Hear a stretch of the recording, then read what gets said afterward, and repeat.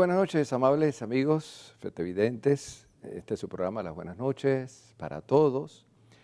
Como ven, pues hoy no empezó el programa la hermanita Verónica, sino un servidor.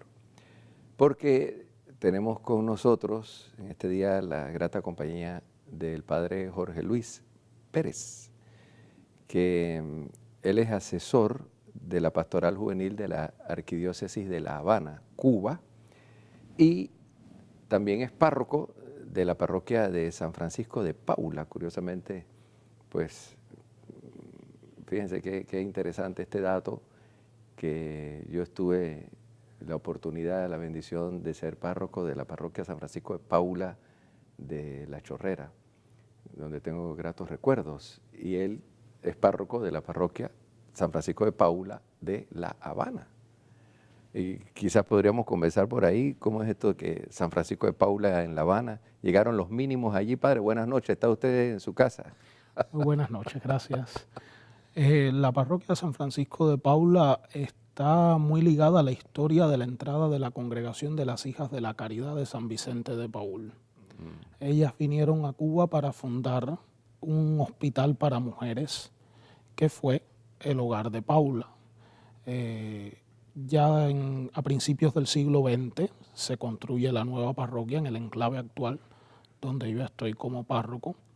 La orden franciscana en Cuba ha sido una orden con una presencia muy amplia en toda la familia. Y sí, en nuestro pueblo hay mucha admiración por Francisco de Asís en primer lugar, después por otros franciscanos ilustres como Antonio de Padua, también por Francisco de Paula. Qué bueno, padre, qué bueno. Bueno, ahora vamos a hablar un poquito, porque la razón por la que está por aquí es que van a venir 500 jóvenes a participar de la Jornada Mundial de la Juventud de Cuba. Y el padre Jorge Luis los va a acompañar, ¿no, padre? Tenemos Bueno, entendido. por precisar exactamente la cifra, hasta este momento el total de peregrinos de la delegación cubana es 464. Aspiramos, con el final de las inscripciones, que debe ser en las próximas semanas, llegar casi en torno a los 500, porque quedan todavía algunos grupos por inscribir. Y yo soy el vicerresponsable de la delegación de Cuba, y bueno, sí, el responsable de la delegación arquidiocesana de La Habana, que está compuesta por alrededor de 140 jóvenes en este momento. Oh, qué bueno. O sea, de La Habana 140, el resto es de otras De diócesis. todo del resto de las 10 diócesis del país, somos 11 diócesis. Qué bueno. Padre, los jóvenes que vienen, y esto para aclararle a los amigos fetevidentes, porque ustedes ven la jornada de una manera distinta a nosotros. Claro. Acá en algunas parroquias hay desconfianza porque dicen que los jóvenes que vienen, nadie los conoce, cómo se les va a dar alojamiento, etcétera. Entonces hemos dicho hasta la saciedad de que los jóvenes que vienen son jóvenes de iglesia, jóvenes de grupos que están inscritos en sus parroquias. Aquí no pueden venir, bueno, el último día con el Papa puede venir cualquier joven y va al encuentro con el Santo Padre, pero son jóvenes de iglesia y que no hay que tener temor a abrir las puertas, acogerlos y acompañarlos. Estos jóvenes que vienen de Cuba son jóvenes de parroquias, de diferentes diócesis, que tienen algún ministerio, que participan en grupos juveniles, etcétera, ¿no? A mí me gustaría señalar en primer lugar, para conectar con esto que estás diciendo, el hecho de que la comisión local de inscripciones a la jornada aquí en Panamá está haciendo un trabajo óptimo. Y el esquema de inscripción de peregrinos a la jornada está concebido de tal modo que es necesario tener avales de sacerdotes, de obispos, para garantizar, entre otras cosas, esto que tú decías, que los jóvenes que vengan a la jornada sean efectivamente jóvenes comprometidos con la fe, con la iglesia. Ciertamente la Jornada Mundial de la Juventud es un evento también amplio, en el sentido de que puede que vengan algunos jóvenes incluso que no sean católicos propiamente, porque la jornada es un encuentro también ecuménico. Por supuesto, sí. Toda la delegación cubana está constituida íntegramente por jóvenes de nuestras comunidades cristianas que participan en grupos juveniles, la mayoría con compromisos serios y concretos con la iglesia.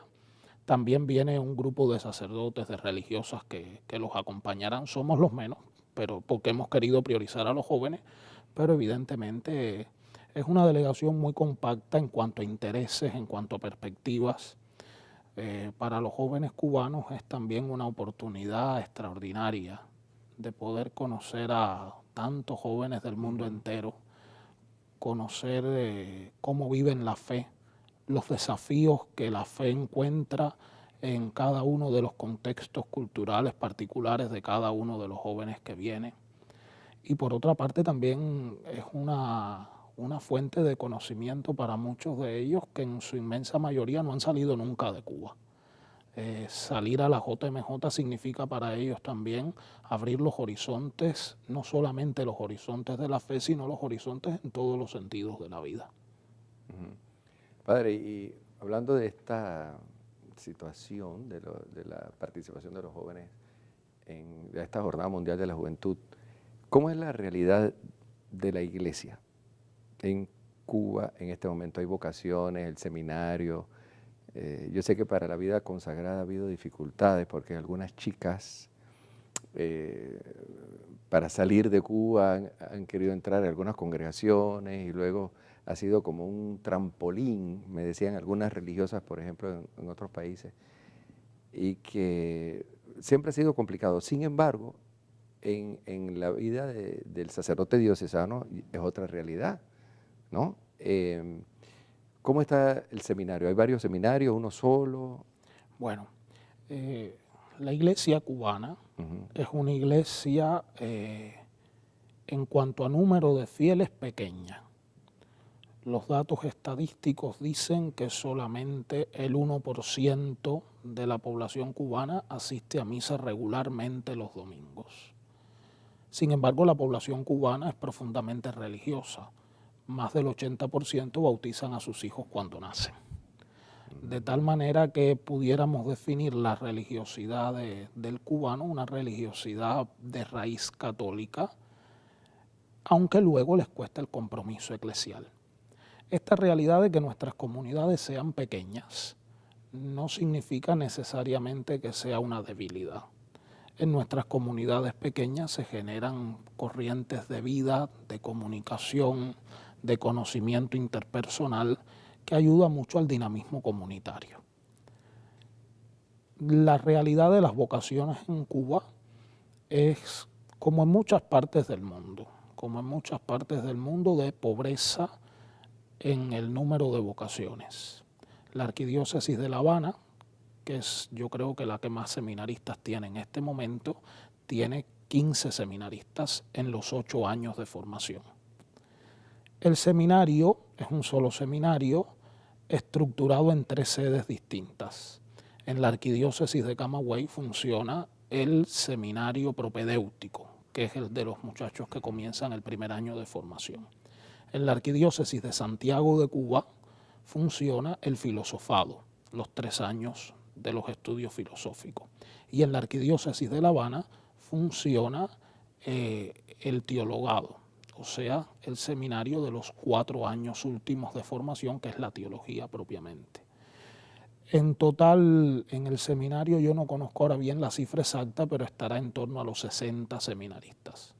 Hay también vocaciones religiosas masculinas de algunas congregaciones, y en las congregaciones femeninas hay vocaciones quizás un poco menos en comparación con las órdenes masculinas. Bien, el peligro de que algunos ingresen a las órdenes religiosas o incluso al seminario diocesano, viendo la vocación como un camino de escape a una situación difícil, yo creo que va quedando detrás ya. Ya va quedando detrás porque la propia sociedad va brindando otras posibilidades de salir adelante en la vida, y yo creo cada vez más en la autenticidad de las vocaciones que llegan al seminario, lo cual no quiere decir que todos los que llegan al seminario se vayan a ordenar. Cuando yo entré al seminario en el año 2000, en mi grupo de primer año, entre diocesanos y religiosos, éramos 18. De esos 18 nos ordenamos 4. Claro. Entonces, sí. La vocación, el seminario, las casas de formación religiosa son, como todo en la vida de la iglesia, un camino de discernimiento y de crecimiento hasta dar la respuesta.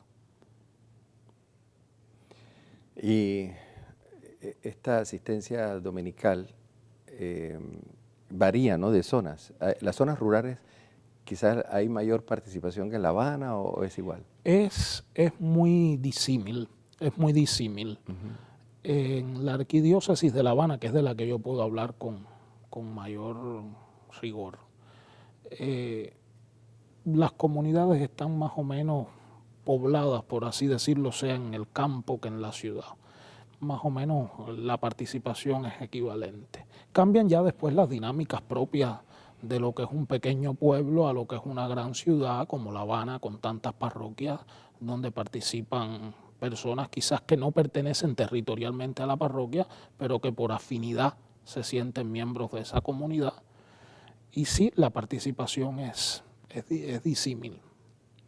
Padre, y es cierto que la iglesia, por ejemplo, protestantes, testigos de Jehová y otras denominaciones han entrado con mucha fuerza en Cuba. Bueno, no es que hayan entrado, es que están presentes.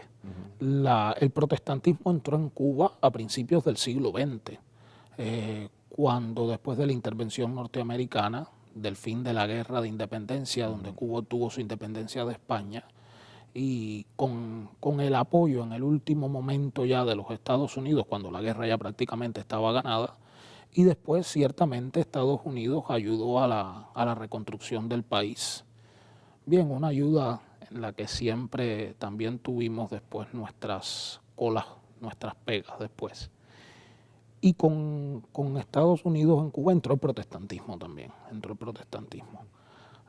Realmente los hermanos cristianos de otras denominaciones están muy ampliamente difundidos a lo largo de toda la geografía, también los testigos de Jehová.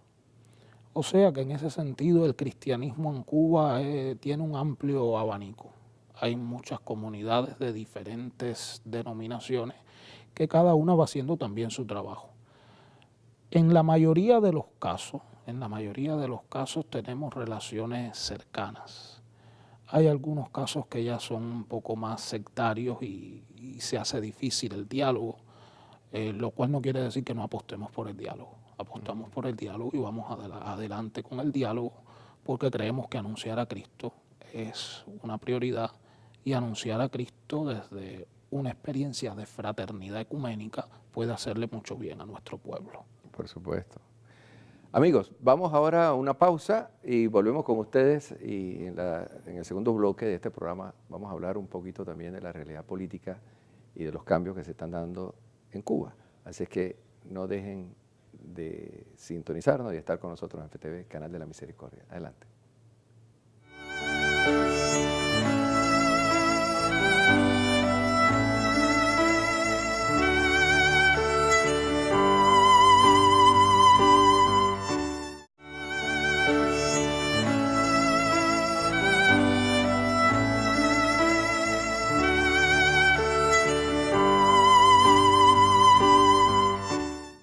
Bienvenidos, amables amigos. Seguimos con más desde FTV, Canal de la Misericordia, en este programa de las buenas noches para todos. Siguiendo el hilo conductor del programa sobre la realidad eclesial, no podemos obviar que Cuba tiene un sistema muy específico de hace 60 años. Van a cumplir 60 años. Un sistema que ellos se autodefinen como socialista o comunista. Hay un solo partido y una sola visión. Entonces, claro, la Iglesia Católica ha tenido que vivir en esta realidad que desde luego afecta un poco la praxis, ¿no?, de nuestro quehacer como cristianos y católicos. Sin embargo, la isla fue bendecida también por la presencia de 3 papas. Juan Pablo II, cuando estuvo al lado de Fidel Castro, yo recuerdo en un discurso donde decía que Cuba se abra al mundo y que el mundo se abra a Cuba. Luego Benedicto XVI y ahora el Papa Francisco. Estas visitas de los papas de alguna manera, han repercutido en la vida social, política, además de que han, digamos, ayudado a la fe cristiana católica, por supuesto. Después del triunfo de la Revolución, el 1 de enero de 1959, comenzó un periodo para la Iglesia en Cuba que ciertamente fue difícil. Creo que después de este tiempo, de estos 60 años de historia que hemos vivido, fue un periodo donde hubo incomprensiones desde ambos lados de la mesa. Y bien, durante los años 60, 70 y 80, la iglesia en Cuba vivió un periodo de anonimato, de pobreza extrema en cuanto al número de agentes pastorales. Muchas congregaciones dejaron la isla, otras fueron expulsadas de la isla. Todo eso conllevó a que la actividad de la iglesia quedó reducida al ámbito estrecho de los templos y fue prácticamente actividad cultural, con comunidades sumamente reducidas. Fueron prácticamente las abuelas las que permanecieron ahí con la fe, y algunos jóvenes que en aquel momento eran jóvenes que renunciaron a algunos futuros posibles por mantenerse fieles a la fe. Ahí permanecieron. En los años 80 se produce la Conferencia del Episcopado Latinoamericano en Puebla, y de Cuba participa un obispo auxiliar de La Habana, jesuita, Monseñor Azcárate, en Puebla. Y después, en una convivencia de sacerdotes en El Cobre, él plantea la idea de hacer un Puebla pequeño para Cuba, un pueblita en Cuba, porque la realidad que estábamos viviendo nosotros en los años 80 no se parecía absolutamente en nada a la realidad que estaba viviendo el resto de Latinoamérica. Y así surgió un proceso que se llamó la reflexión eclesial cubana, donde desde las comunidades más rurales e intrincadas comenzó una reflexión de la iglesia sobre su misión, su papel, su esencia en ese momento de la sociedad cubana, que llevó a la celebración en el año 1986 del Encuentro Nacional Eclesial Cubano. El lema del Encuentro Nacional Eclesial Cubano, ENEC por sus siglas, era Iglesia sin fronteras, solidaria en el amor. Fue el lema que de algún modo matizó toda la reflexión del ENEC. Y a partir del ENEC comenzó un nuevo periodo para la iglesia en Cuba. Un periodo que pudiéramos decir de florecimiento, de rejuvenecimiento. En el año 89 cae el muro de Berlín, termina el socialismo de Europa del Este y comienza un nuevo periodo difícil ahora a nivel económico para Cuba, económico y político para Cuba, donde la gente se volcó de lleno a las iglesias. Yo con 11 años comencé a asistir a la iglesia en el año 1993. Fue un periodo de una efervescencia tremenda en todas las comunidades. La gente estaba buscando un sentido, se habían caído muchos ideales y la gente volvió a conectar con la fe. También unos años antes, en el Congreso del Partido Comunista, se había aprobado de que un militante comunista pudiera ser también religioso, que hasta ese momento no se aprobaba. Los militantes comunistas tenían que ser ateos. Al permitirse también esto, muchos comenzaron a acercarse a la iglesia, se empezaron a abrir a la realidad de la iglesia. La iglesia seguía, sin embargo, en el anonimato. Nuestra misión seguía siendo puerta a puerta, persona a persona, sin acceso a los medios. Y la visita de San Juan Pablo II a Cuba fue como ese boom de la iglesia que le dijo al mundo y le dijo a la iglesia en Cuba: existe la iglesia católica, aquí estamos y tenemos mucho de bueno que aportar a la sociedad, tenemos mucho que aportar a la gente. En el año 98, después de casi 40 años, sin presencia alguna en los medios, nuestros obispos empezaron a aparecer en la televisión. La televisión cubana retransmitió casi todos los eventos de la visita papal de San Juan Pablo II. Aquel histórico encuentro del Papa con Fidel en el aeropuerto, luego en la misa en la Plaza de la Revolución José Martí, marcó un hito también, digamos, a nivel político. Eran dos grandes iconos, el icono de la Iglesia Católica, el Papa, y el icono de la Revolución Cubana, Fidel, que se acercaban y se acercaban amistosamente. Eso también le habló mucho al corazón de la gente. Y ciertamente el año 1998 marcó un antes y un después para la vida de la Iglesia. Después hemos tenido entonces la visita del Papa Benedicto XVI en el año 2012 con motivo del cuarto centenario del hallazgo de la imagen de la Virgen de la Caridad del Cobre. El Papa quiso ir como peregrino de la caridad y nos hizo un gran bien con su presencia. Ciertamente el mensaje de Benedicto en Cuba todavía estamos tratando de seguirlo asimilando. Fue un paso veloz, fue un paso muy rápido, pero un paso muy luminoso también. Y finalmente, bueno, ya en el año pues 2014 o 15, ahora mismo se me escapa el año, nos visitó el Papa Francisco en 2 ocasiones además, porque primero quiso ir como misionero de la misericordia, un paso hermosísimo, intenso, como son todas las cosas del Papa Francisco, muy intenso, lleno de momentos. Yo recuerdo con especial alegría lo que para mí fue en Occidente el momento cumbre de la visita de Francisco, que fue el encuentro con los jóvenes cubanos frente al Centro Cultural Padre Félix Varela, antiguo seminario San Carlos y San Ambrosio. Ahí el Papa le habló a una multitud de casi 5.000 jóvenes reunidos, no todos católicos ni mayoritariamente católicos, Estaban los jóvenes de nuestras comunidades y estaban los jóvenes que el gobierno también llevó, los jóvenes que estudian en las universidades, en los centros de estudio del país y que los llevó para este encuentro también, donde el Papa usó conceptos muy hermosos como amistad social, para hablar de la amistad entre los que piensan diferente, donde el Papa le pidió a los jóvenes cubanos que no se cansaran de soñar y que soñaran con horizontes amplios, con horizontes grandes. Después la vida pone límites, dijo en aquella ocasión, pero si se sueña con horizontes grandes se llega más lejos. Fue una tarde maravillosa. Lloviznaba un poco y es como que el cielo estaba emocionado por lo que se estaba viviendo. Y después otro momento muy importante fue en la Arquidiócesis de Santiago, el encuentro con las familias cubanas, que le entregaron una imagen de la Virgen de la Caridad para que la llevara a las familias cubanas en Estados Unidos. Fue como tender ese puente que siempre nos queda pendiente en nuestra historia.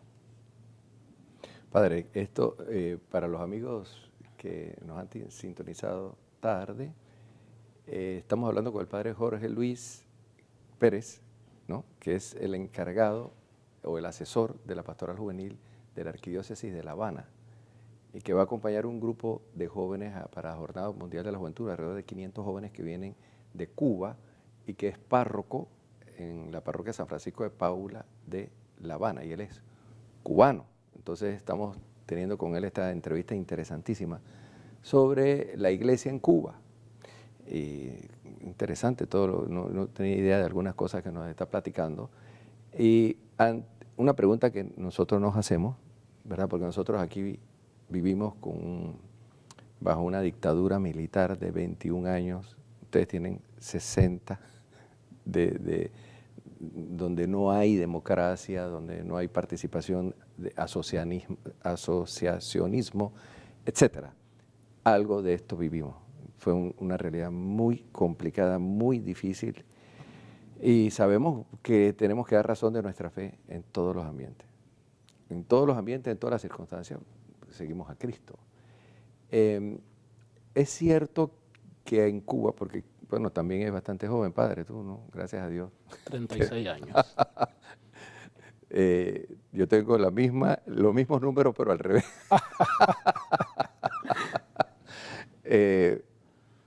Quizás no viviste esos tiempos, ¿no?, de los años 60 y 70. Nosotros recordábamos muchas cosas que nos venían de noticias.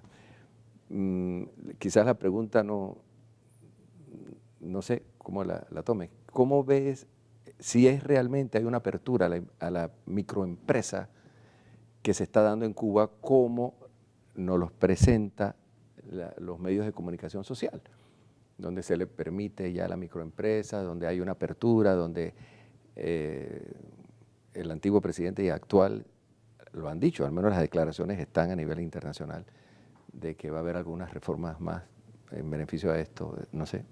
Frente a la crisis económica que vivió Cuba en los años 90, el gobierno de Fidel Castro tomó algunas medidas de abrirse tímidamente a la iniciativa privada.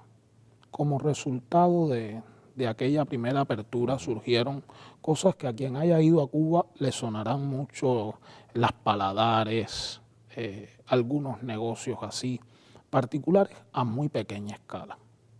Esa realidad permaneció deficitaria, más o menos, muy pobre en la sociedad cubana. En el año 2006 asume el gobierno Raúl Castro, hermano de Fidel, después de aquella enfermedad de Fidel Castro, y permaneció en el gobierno como presidente hasta enero pasado. Durante el gobierno de Raúl Castro se implementó un proceso de reforma económica en Cuba, por el cual se dio una apertura bastante más amplia a la iniciativa privada. De manera que empezaron a florecer en Cuba negocios particulares y tal. Yo me fui a estudiar a Roma en el año 2011 y recuerdo que yo no volví a Cuba hasta el 2014. Recuerdo que cuando volví a Cuba me quedé sorprendido de ver los negocios particulares y el florecimiento, sobre todo en La Habana, sobre todo en la capital. Hacia el interior se da, pero se da más moderadamente, de los negocios particulares, sea en el orden de la gastronomía y los servicios, de la hostelería, en el orden del transporte, también en algunas empresas pequeñas de elaboración de calzado, de vestuario, Artesanía, para los artesanía, turistas. sí. Claro, los particulares, los propietarios privados, se quejan siempre del alto costo de los impuestos, de la dificultad real que tienen para obtener la materia prima, pues no hay un mercado mayorista que les ayude a esto. Últimamente hay un poquito de incertidumbre con algunas medidas que se han ido tomando, con las que no se está claro a dónde vamos, si esto significa una ventaja o una desventaja para el particular. Entonces yo podría resumir lo que he dicho en que en Cuba hay una apertura moderada e incipiente todavía a la iniciativa privada, sin dejar de recordar que el sistema económico cubano es un sistema centralizado en el Estado. Por supuesto. Y de cambios así aparentes no hay alguna indicación ahora mismo, ¿no? Porque de parte del Parlamento, del nuevo presidente o algo, ¿no? Bueno, Cuba está ahora inmersa en un proceso de llamada reforma constitucional. Ahí está. La constitución que teníamos era de los años 70 y entonces se está buscando una actualización de la constitución. Un proceso que, según mi criterio, ha ido demasiado veloz. Y frente al cual tenemos algunas dudas y algunas reservas. Nuestro pueblo, como nación, quizás no está preparado para discernir ciertas cosas. Y como no hay una asamblea constituyente para la Constitución, sino que se hace en el marco de la Asamblea Nacional del Poder Popular y después se somete públicamente, que es la fase en la que estamos, al criterio de la sociedad, quizás no haya manera de medir ciertamente la incidencia de la opinión pública en la nueva Constitución. Eso es lo que tenemos ahora mismo. Una nueva Constitución frente a la cual también la Iglesia tiene numerosos retos. Claro. Tiene, según mi criterio, igualmente, es mi criterio personal, tiene el reto de dialogar con la sociedad civil, con una sociedad civil que además es laica, no solo laica, sino en muchos aspectos lejana al pensar y al sentir de la iglesia y de la fe. Y también el dilema de iluminar las conciencias para que sepan discernir también en los aspectos más profundos que están dentro de la Constitución y que son de orden político. Muchas personas están fijándose ahora en el tema del debate sobre el matrimonio, pues en el nuevo proceso de Constitución dice que el matrimonio es la unión de dos personas con todas las puertas abiertas que eso puede dejar. Claro que es una urgencia pensar en esto y dialogar sobre esto. Y hay otros aspectos que son de orden político, que quizás son más delicados, en los que nuestra gente no percibe quizás y no se pronuncia. Es un momento que yo definiría un poco como de impas en la sociedad. Estamos viviendo un impas interesante.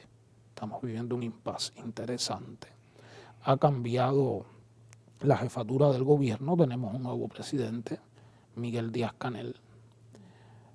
No ha cambiado la dirección del partido, el primer secretario del partido sigue siendo Raúl Castro, de manera que se va dando ahí un camino muy interesante que no es el momento de juzgar, sino que es el momento de vivir y de discernir y de incidir por el futuro mejor de Cuba. La Constitución comienza citando una frase de Martí: una sociedad con todos y para el bien de todos. Claro que esa es la sociedad que queremos en Cuba, una sociedad con todos y para el bien de todos, sabiendo que todos es la palabra más inclusiva que existe, donde no puede quedar excluido nadie, ni por diferencia de pensamiento, ni por diferencia de ideología, ni de opción, ni de opinión política.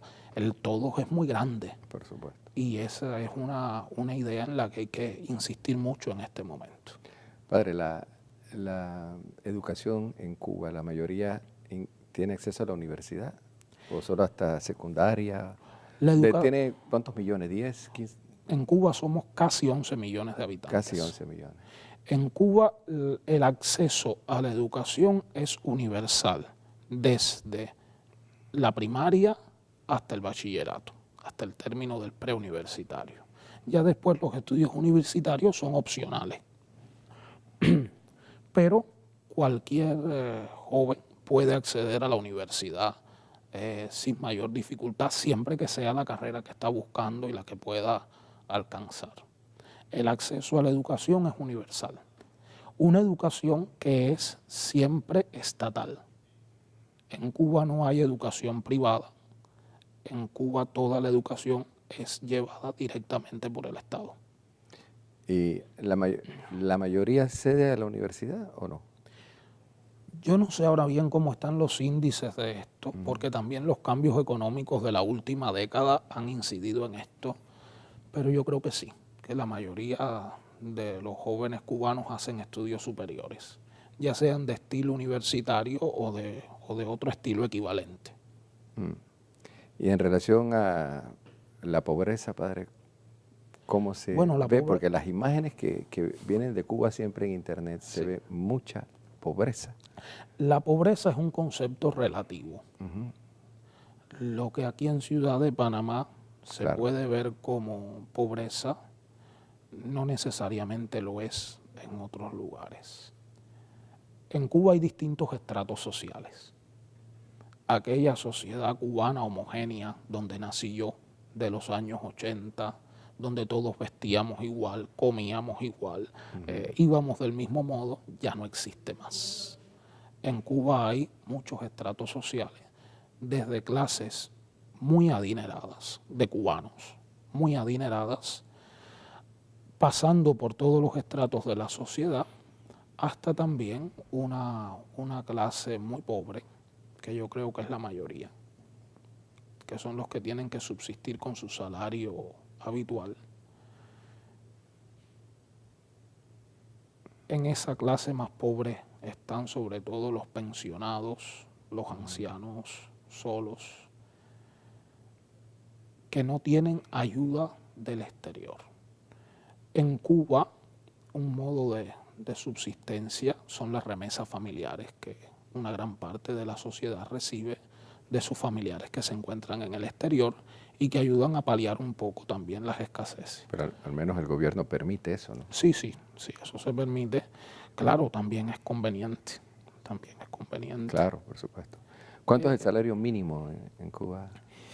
El mínimo, bueno, pues ahora mismo yo no lo sabría decir, pero está alrededor de, no lo sé, el promedio está alrededor de los 400, 500 pesos cubanos, digamos en torno a los $20. 20 dólares. Mensuales. Mensuales. Sí. Escuchen, aquellos que se quejan aquí que no les alcanza el dinero, que aquí estamos en 500, 600 dólares. No, a nosotros, pero claro, es muy diferente. A obviamente. nosotros tampoco nos alcanza. 40 dólares mensuales. 20. 20 dólares mensuales. Corrijo, 20 dólares mensuales el salario. Sí, después, bueno. Mínimo. Pero padre, ¿con eso qué se puede hacer? Bueno, pues se hace. Complicado. Es complicado, ciertamente. Bueno, me recuerdo con el padre Troadio, de quien hablábamos, cuando vinieron aquí en el seminario, me hice amigo de muchos sacerdotes cubanos y obispos. Decían que gracias a este sistema en Cuba se ha desarrollado un gran pensamiento de solidaridad unos con otros, porque de lo contrario no hubieran podido subsistir. Y todos comparten todo. De eso quería hablar. Eso es lindo. Aunque la pobreza económica a veces golpea a una parte de la población, tenemos una gran riqueza. Nuestra riqueza es nuestra gente. Nuestra riqueza es nuestro pueblo. Un pueblo lindo, hermoso, que sabe compartir. Así y que es. sabe compartir hasta de donde no tiene. Una imagen muy peculiar es una vecina pidiéndole a la otra vecina por la cerca del patio, fulana, ¿no tienes una cebolla que me des para los frijoles? Y la otra le dice, bueno, tengo una sola, pero la parto a la mitad y tenemos para las dos. Así es. Una imagen gráfica. Tú hablabas de pobreza. Bueno, las imágenes que vienen de Cuba también hablan de una pobreza estructural. Sí. En viviendas, casas. Realmente hay imágenes que son feas. También depende de a dónde se enfoque la cámara, ¿eh? Claro. De a dónde se enfoque el lente. No, lo que se pone ahí en internet. Exactamente. Las que salen, pues. Sí, porque hay lugares. Pero allá en Varadero, ¿no? Ya es otra cosa, ¿no? No, y hay zonas también residenciales de cubanos que son un poco distintas también. Sí, ciertamente es un reto, un desafío para nosotros. Padre, a mí me hubiera gustado hablar mucho más de esto, pero bueno, ya el tiempo se nos ha ido. Quedan muchos temas pendientes.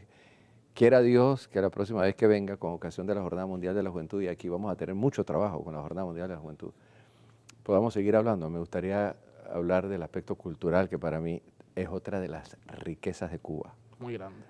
Yo creo que tenemos que aprender, menos en el aspecto de la literatura, del teatro, de la música. Aquí nosotros todos tenemos una herencia cubana, porque la salsa que aquí siempre se ha escuchado, sabemos que el origen es de Cuba, y la charanga y todo eso, y todo esto como lo llevamos nosotros también en la sangre, ¿no? Es parte de nuestro patrimonio, porque antes de la revolución y antes de ese bloqueo, tanto de los dos bloqueos, tanto el comunista como también de Estados Unidos, que se pone ese muro. Antes de eso, la relación de Panamá con Cuba era muy estrecha culturalmente. Ya después, bueno, y aquí habían muchos cubanos y se iba mucho a Cuba, y después viene todo este bloqueo, ya ahora las cosas han cambiado, gracias a Dios. Así es que son cositas que dejamos ahí para otros programas, padre. No sé si quieras dar un mensaje o... para terminar, estamos hablando aquí con el padre Jorge Luis Pérez, asesor de la Pastoral Juvenil de la Arquidiócesis de La Habana, párroco cubano de nacimiento, con padres cubanos, y nos ha enriquecido mucho, ¿no? Realmente, porque todos aquí queremos mucho a Cuba, padre. Queremos mucho a Cuba. Y aquí hay muchos panameños que tienen familia que vienen de origen cubano. Bueno, pues yo sí quisiera, agradecerte a ti esta posibilidad de acercar Cuba a Panamá. Claro, claro. Agradecerle a los televidentes que nos han permitido... Trazar un puente, Padre. Exacto, que nos han permitido hoy tocar las puertas de sus casas y de sus corazones por medio de la televisión. Agradecer al presidente de Panamá todo el empeño y la diligencia que ha puesto en poder ayudarnos a venir con esta delegación de jóvenes a la JMJ, al arzobispo Monseñor Ulloa por todas las facilidades que nos han permitido, y agradecer desde ya a todos nuestros hermanos panameños que nos abren las puertas, que nos abren el corazón. Gracias, gracias de corazón. Dios les pague todo lo que hacen por nosotros.